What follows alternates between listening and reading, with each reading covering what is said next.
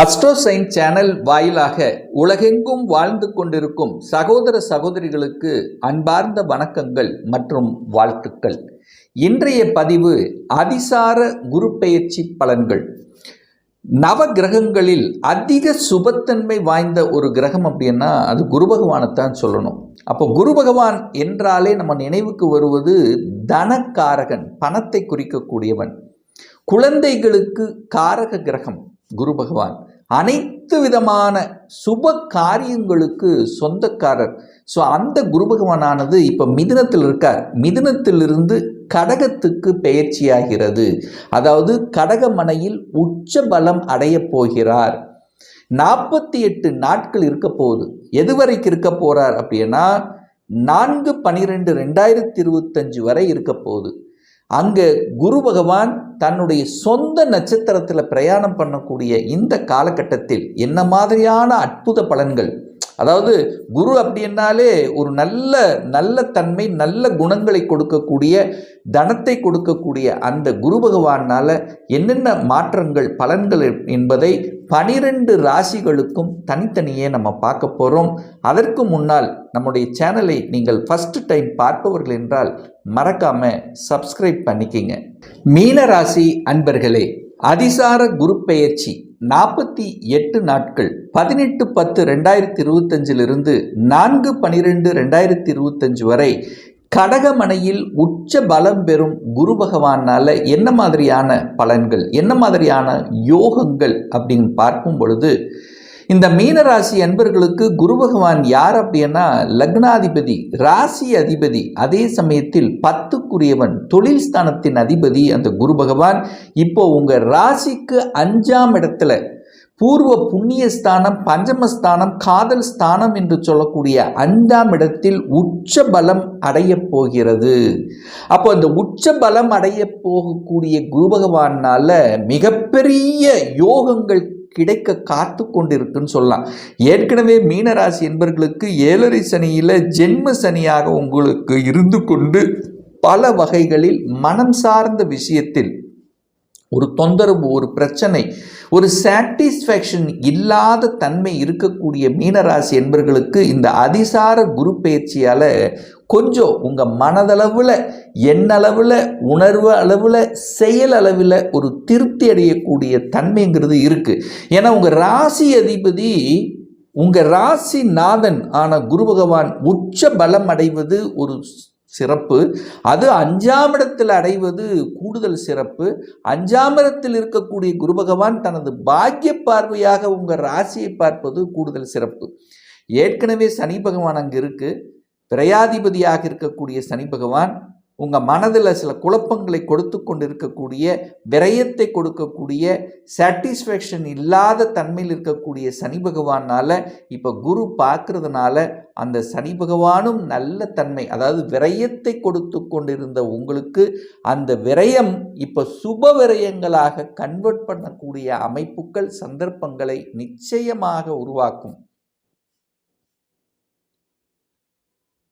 இப்போ வெட்டி செலவாயிட்டு இருந்தது, ஒரு மனசெலவில் சரியில்லை, மனதில் ஒரு தெம்பு இல்லை, என்னதான் நான் நல்லது பண்ணாலும் என்னதான் செஞ்சாலும் ஏதாவது ஒரு குறை இருந்து கொண்டு ஒரு அலைச்சல் திருச்சலோடு இருக்கக்கூடிய இந்த மீனத்துக்கு இந்த குருவால், இந்த அதிசார குரு பெயர்ச்சியால் உங்கள் ராசியதிபதி உச்சபலம் பெறும்போது ஓரளவுக்கு நல்ல ஒரு ஸ்ட்ராங் கிடைக்கும், மனதில் ஒரு தன்னம்பிக்கை கிடைக்கும், பார்க்கலாம், எதையும் செயல்படுத்தலாம் என்கின்ற அந்த உணர்வுங்கிறது இந்த காலகட்டம் இருக்க போது.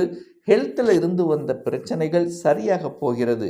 மனம் சார்ந்த விஷயத்தில் இருந்து வந்த பிரச்சனைகள் இப்போ சரி செய்யக்கூடிய அமைப்புகள், மனதில் ஒரு ஊக்கம் இருக்கும், ஒரு தன்னம்பிக்கை பிறக்கக்கூடிய அமைப்புங்கிறது நிச்சயமாக உண்டு. பெரிய மனிதர்களின் தொடர்புகளை கொடுக்கும், கடவுளினுடைய அனுகிரகம் உண்டு. குலதெய்வ வழிபாடு எடுத்துக்கொண்டால் இன்னும் உங்களுக்கு கூடுதல் சிறப்பை தரும். அப்போ குலதெய்வ வழிபாடு அப்படிங்கிறது மீனத்துக்கு இந்த காலகட்டம் சிறப்பை பெறக்கூடிய அமைப்பை உருவாக்கும். 5ஆம் இடத்தில் இருக்கக்கூடிய குரு பகவான் என்ன சார் பண்ணுவார் அப்படின்னு நீங்கள் கேட்டிங்கன்னா, 5ஆம் இடம் என்பது பூர்வீகம், பூர்வ புண்ணியம், பஞ்சமஸ்தானம், ஒரு நல்ல அமைப்பு, கடவுளினுடைய அனுகிரகம் அங்கே தான் இருக்குது. ஒரு நல்ல நெறிகளை கொடுக்கக்கூடிய அமைப்புங்க தான் இருக்குது. அதிர்ஷ்ட வாய்ப்புகளை கொடுக்கக்கூடிய அமைப்பும் அந்த 5ஆம் இடத்துல தான் இருக்குது. அப்போ 5ஆம் இடத்துல உங்கள் ராசிதிபதி போய் உட்காரும்போது நல்ல நடத்தை, நல்ல தன்மைகள், பெரிய மனிதர்களின் தொடர்புகள் இதெல்லாத்தையும் கொடுக்கும். 5ஆம் இடம்ங்கிறது குழந்தைகள் நன்றாக வளரக்கூடிய அமைப்பு. குழந்தை பாக்கியத்துக்காக ஏங்கி கொண்டிருக்கக்கூடிய மீனத்துக்கு இப்போ இந்த காலகட்டம் சூப்பரான ஒரு பீரியட். இந்த 48 நாட்கள் குழந்தை வரம் உங்களுக்கு கிடைத்து விடும். அதில் எந்த மாற்று கருத்தும் இல்லை. ஏன்னா குழந்தை காரக கிரகமான குரு பகவான் குழந்தை ஸ்தானத்தில் அமர்ந்து கொண்டு வலுவா இருக்கார். அப்போ நிச்சயமா நல்லது நடக்கக்கூடிய அமைப்பு. குழந்தை விஷயத்தில் நல்லது நடக்கக்கூடிய ஒரு நல்ல காலகட்டம். குழந்தைக்கு படிப்பு சூப்பராக இருக்க போகுது. குழந்தை நினைத்து கொஞ்சம் கவலைப்பட்டு கொண்டிருந்தவர்கள் எல்லாம் இப்போ கொஞ்சம் அந்த கவலை இல்லை. குழந்தை அவங்களாகவே படிச்சுக்குவாங்க. நல்ல மார்க் வாங்கக்கூடிய தன்மை, என்ன படிக்கணுங்கிற ஆசைகள் இப்போ மனசுக்குள்ளே விதைத்து இருக்கக்கூடிய தன்மை, அதை செயல்படுத்துவதற்கான அத்தனை முயற்சியும் இப்போ எடுப்பாங்க. அதில் எந்த மாற்று கருத்தும் கிடையாது. ஸோ 5ஆம் இடம் என்பது பதவியை குறிக்கக்கூடிய இடம். பதவி கிடைக்கும். நிறைய பேர்த்துக்கு பதவி டக்குன்னு கிடைச்சிடும். பதவி மாற்றங்கள் கிடைக்கக்கூடிய அமைப்பு, துறை ரீதியான ஒரு சேஞ்சஸ் கொடுக்கக்கூடிய அமைப்புகள், விளையாட்டுத்துறை, அதாவது கலைத்துறை, ஏதாவது ஒரு கலையில் ஆர்வம்ங்கிறது கண்டிப்பாக ஏற்படுத்தும். உங்களுக்கு என்ன மனசில் பிடித்திருக்கிறதோ அந்த கலைக்குள்ளே என்ட்ரி ஆவதற்கான வாய்ப்புகள், சந்தர்ப்பங்கள் உண்டு. ஏன்னா 5ஆம் இடம் என்பது கலைத்துறையை குறிக்கக்கூடிய இடம்.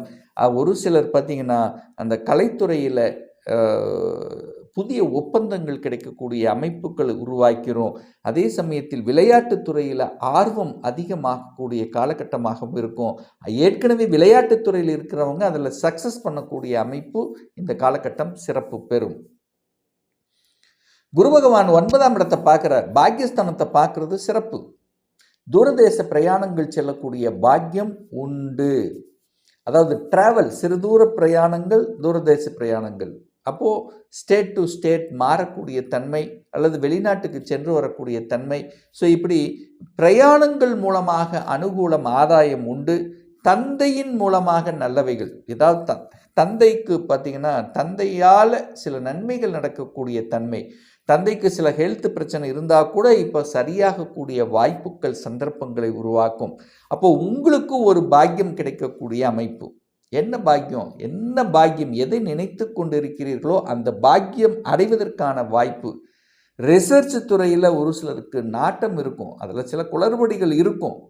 மனசில் குழப்பம், இப்போ முடிக்கலாமா, படிக்கலாமா, வேண்டாமா, இந்த மாதிரி சில தடங்கள் இருந்தாலும் அதை சரி செய்வதற்குண்டான அந்த ஒரு உத்வேகத்தை தரக்கூடிய அமைப்புங்கிறது இந்த காலகட்டம் சிறப்பு பெறும். இன்னும் மிக முக்கியமாக குரு பகவான் தனது சமசப்தம பார்வையாக 11ஆம் இடத்தை பார்க்குறார். லாபஸ்தானத்தை பார்க்குறார். மனமகிழ்ச்சி, சந்தோஷ ஸ்தானத்தை பார்க்கறது ரொம்ப சிறப்பு. உச்ச குரு 11ஆம் இடத்தை பார்க்கறது இயற்கையாகி இறைவன் கொடுத்த வரத்தின் அடிப்படையில் 12 வருடங்களுக்கு அப்புறம் இந்த நிகழ்வுங்கிறது இருக்குது. அப்போ 5-11 கனெக்ட் ஆனாலே அது ஒரு சூப்பரான ஒரு தன்மை. 5-11 11ஆம் அதிபதியையும் குரு பார்க்கிறார். 11ஆம் இடமான லாபஸ்தானத்தை பார்க்கறதும் ஒரு நல்ல அமைப்பு.